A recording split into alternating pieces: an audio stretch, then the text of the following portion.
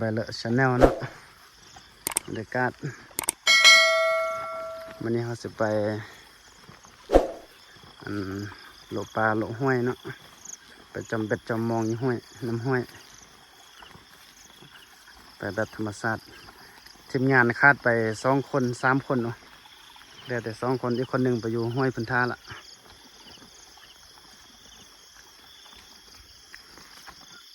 ติดตามชมเนาะเสียดายปลาไล่บ่มันนี่เพิ่นเอิ้นว่าจุแก้วนะเฮาก็บ่ฮู้เนี่ยได้ มีน่าจะเอาแก้วไปให้ปลาแหละเอาแว่นเอาแก้วไปให้ปลาเบิ่งเดี๋ยวได้บ่ฮู้แหละเดี๋ยวติดตามเบิ่งนำกัน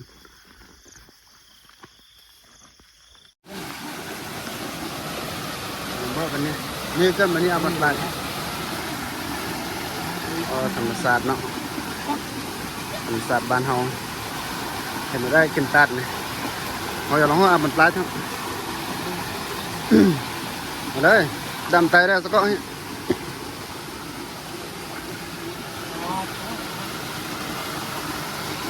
สอบปลาเนาะตามธรรมชาติน้ำห้วยลำบากนิดนึงแหละเป็นห้วยเป็นตัดนี่เป็นห้อยน้ำห้วยเนาะอันห้อยเดี๋ยวกินได้เยอะนี่น้ำห้วยในปลามีห้อยแบบนี้แหละตามธรรมชาติเขาก็สามารถกินได้เนาะเก็บไปกินได้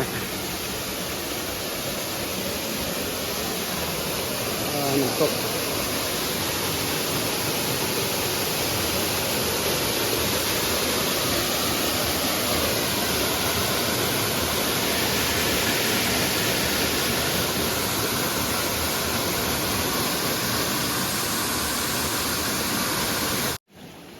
อันนี้แหละคืออุปกรณ์หาปลาของเฮาเนาะ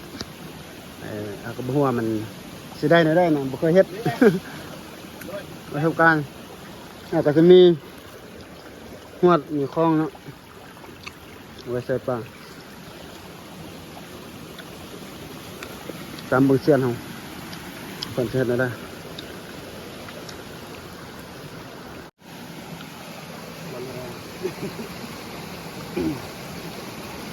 มีเงี้ยของเฮาเนาะ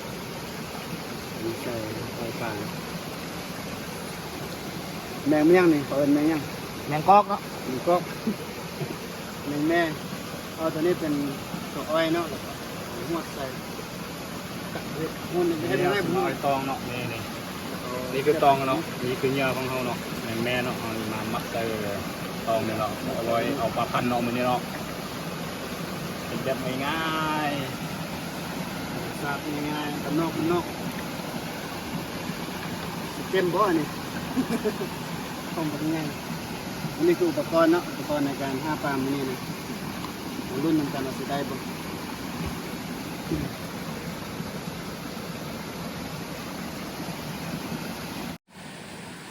คุณพูดอะไรอันนี้ก็ยาของเราละวิธีเห็ดเนาะง่ายๆเนาะต้องยุ่งยากต้องมียังไงง่ายเราเป็นที่ตัวอันนี้นะทุกคนเนาะวิธีในการเฮ็ดอุปกรณ์นะซึ่งเอาเป็นเนื้อเนาะเป็นแมงดูเลยแมงไม้เนาะแล้วเรียบร้อยเนาะนี่เนาะแมงยะโฮนี่นะแมงแม่แมงยะโฮเรียบร้อยเนาะอันนี้เนาะเป็นวิธีอุปกรณ์เนาะ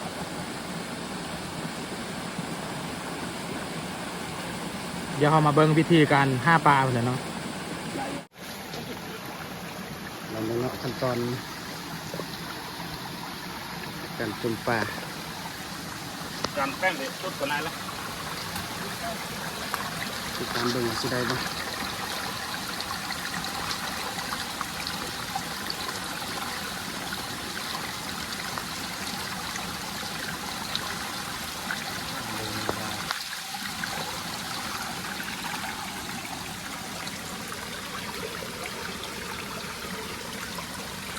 ทอดจานถึงเลยนี่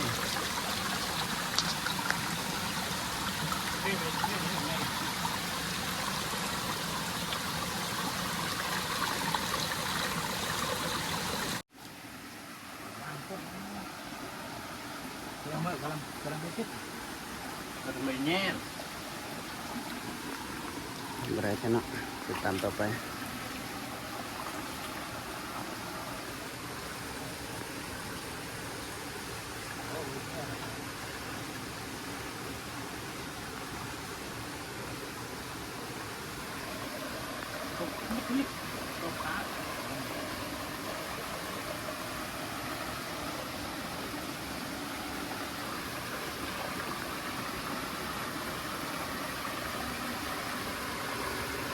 ร้อยมันจะอ้าโอ้ยอ่ะ วัดอ้างกว่า เลยเงี้ยเลยเงี้ย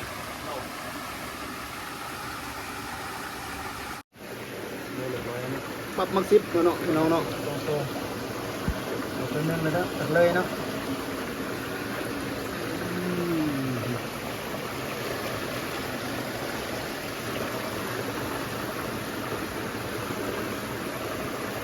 ปับมักซิบโอ้เรียนแต่นอก นี่เนาะอันนี้เนาะทุกคนเนาะวิธีการห้าปลาพันธุ์แบบธรรมชาติบ้านเฮาเนาะ ปับเลยเนาะมักซิบ ได้แล้วเนาะแบบนี้เลยเนาะเวลาปลาพันธุ์คาบขึ้นเนาะเขาดึงคาบเนื้อเขาเนาะเขาดึงขึ้นมาใส่หวดแบบนี้เลยเนาะได้เนาะเป็นวิธีการห้าปลาพันธุ์น้ำห้วยเนาะแบบง่ายๆเนาะบ้านเฮาเนาะแต่บ้านเฮาอันนี้เนาะอุปกรณ์เฮาเนี่ยเห็นบ่มันมี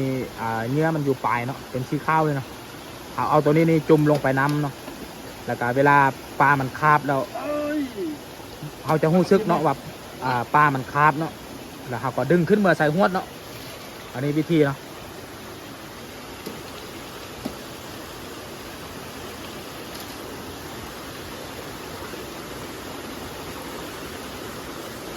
ล่างนั่นอยู่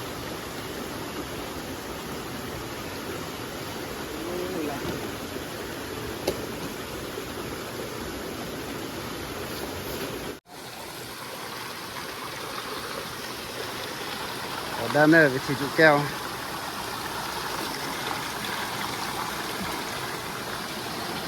วิธีนี้เนาะง่ายเนาะ นี่อุปกรณ์ของเรา บนจะใส่ปลาเนาะอันนี้ไว้ใส่ปลาตอนนี้อันเบ็ด ปั๊บมักซิบเนาะ มีเงี้ยเขาเดี๋ยวคืออันนี้ก็คันเบ็ดเอาตัวแมงใส่พอมากินเราก็ดึงขึ้นบนอันตรงนี้มันใจสองตัวละก็คันสองตัว เยี่ยกี่ก็ท่าอย่าเราไปทราบอย่าเราเล็ก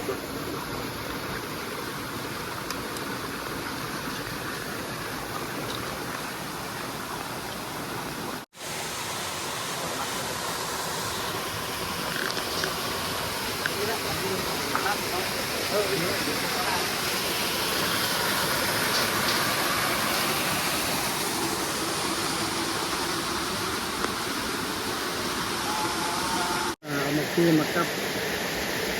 แก้วเนาะ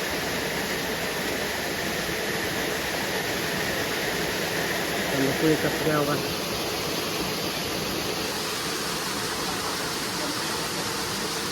มีสร้างกำลังสำรวจเบิ่งสิขึ้นมาเอาตีกันมากับแก้วเสร็จ แม่วิธีเฮ็ดน้ำเนาะเวลาเอาไปเข้าปลาเนาะเดี๋ยวมีน้ำกินเนาะ เห็ดน้ำกิน นี้เนาะ เห็ดน้ำก๊อก เวลาเข้าปลามีน้ำกินเนาะแบบนี้เนาะ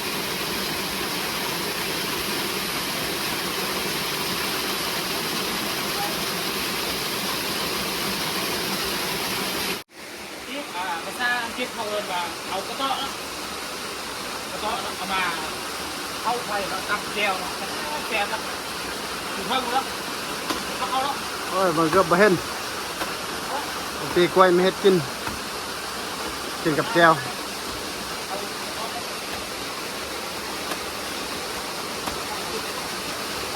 โอ้ย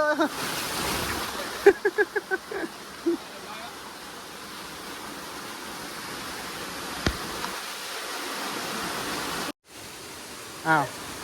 มาปีให้เห็นมากล้วยเอ้าแบบนี้ ความ โอ้ ความ ถึงหัวกันมันว่าบนไว้หมดเอามาปีให้ไปใส่โอ้ ไม่ตัวเลยตัวเลย เฮ็ดบอลกินข้าวเนาะบัดนี้ตัดใบตองแล้วก็ตัดมักปีมากับแจ่วเฮ็ดส้มกินข้าวบัดนี้เนาะ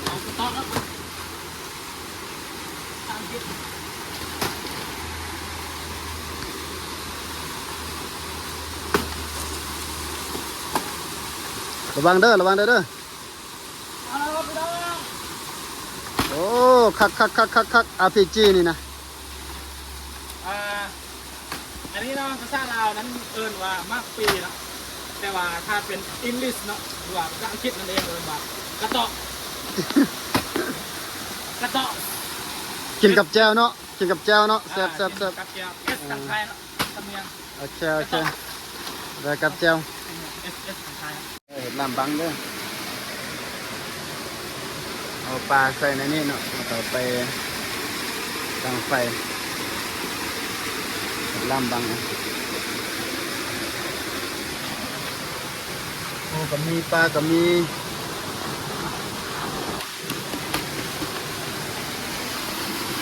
ห้าเนาะบรรทัดตอนนี้คือฝนตก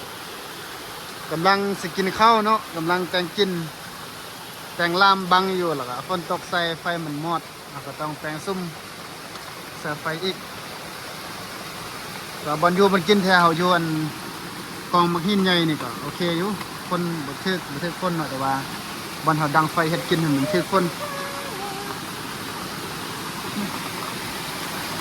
กินนำกันเด้อ ข้าวกันเด้อ เข้าปลานำกันเด้อ จะเป็นละ แกงปลาพันยังบ่สุกเนาะเอากับกินกับแจ่วกับมักปีก่อนธรรมชาติบ้านเฮาอยู่จะให้อยู่แต่หน้ากินกับปูกับปลาเนาะ โอเคลืมฝากกดไลค์กดแชร์เด้อกดติดตามเด้อสบายเลยชาแนลกินข้าวกันได้อแซ่บๆกัน